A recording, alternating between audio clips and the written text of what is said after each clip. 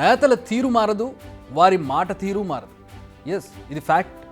EC ముందే warn చేసింది, కాస్త హద్దులు దాటినా ఖబర్దార్ అని. కానీ పట్టించుకున్న వారేరి.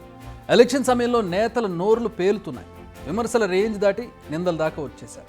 ముఖ్యంగా మహిళలను చాలా దారుణమైన పదాలతో ట్రోల్ చేస్తున్నారు. అమ్మా ప్రశాంతమ్మ, నీ రెండో భర్తని నెత్తినెక్కించుకొని ఏవేవో మాట్లాడుతూ ఉన్నావు. నీకు కోరికంట ఎమ్మెల్యే కావాలని, మంత్రి కావాలని. కలగానే మిగిలిపోతుంది తప్ప నువ్వు ఎమ్మెల్యే అయ్యేది లేదు, నీ రెండో భర్త ప్రభాకర్ రెడ్డి ఎంపీ అయ్యేది లేదు. ఇది స్టేట్ లెవెల్లో జరుగుతున్న విషయం. ఇక నేషనల్ లెవెల్లో మరో వివాదం నడుస్తోంది. బీజేపీ తమ 5వ అభ్యర్థుల జాబితాలో బాలీవుడ్ క్వీన్ కంగనా రనౌత్కు సీట్ కేటాయించింది. ఈ లిస్ట్ అలా బయటకు వచ్చిందో లేదు, అప్పుడే మొదలైంది రచ్చ. కంగనా పిక్ను షేర్ చేస్తూ మండీలో ఎంత ధర పలుకుతుందో తెలుసా అంటూ పోస్ట్ పెట్టారు కాంగ్రెస్ నేత సుప్రియా శ్రీనేట్. ఇక దీనిపై మొదలైంది రాజకీయ రచ్చ. సమర్థిస్తూ కొందరు, విమర్శిస్తూ మరికొందరు రెచ్చిపోయారు. ఇవి మచ్చుకు 2 మాత్రమే. ఇలాంటివి ప్రతి రాష్ట్రంలో ఉన్నాయి.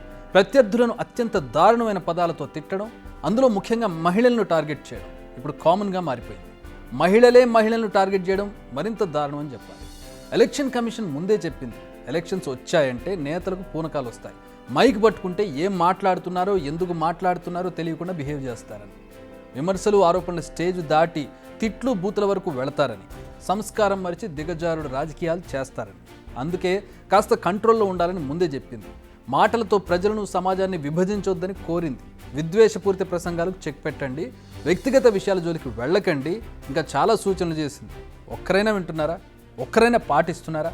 ముఖ్యంగా మహిళలను టార్గెట్ చేస్తున్నారు. కంగనా కావచ్చు, ప్రశాంత్ రెడ్డి కావచ్చు, గతంలో నారా భువనేశ్వరి కావచ్చు, వైఎస్ భారతి కావచ్చు. రాష్ట్రాలు వేరైనా ఎక్కువగా బాధితులుగా మారుతున్నది మహిళలే.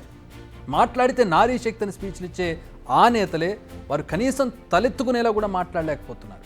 ఎలా? కనీస మర్యాద ఇవ్వకుండా మీరు ఏం మెసేజ్ ఇస్తున్నట్టు? సబ్జెక్టుపై మాట్లాడకుండా వ్యక్తిగత విమర్శలు ఎందుకు చేస్తున్నట్టు? మామూలుగా మహిళలు ఇళ్లు దాటి వచ్చి ఉద్యోగాలు చేయాలంటేనే ఎన్నో ఇబ్బందులు ఎదుర్కోవాల్సిన పరిస్థితి. ఇంటి నుంచి బయలుదేరినప్పటి నుంచి మళ్ళీ ఇల్లు చేరే వరకు ఎన్నో సమస్యలు.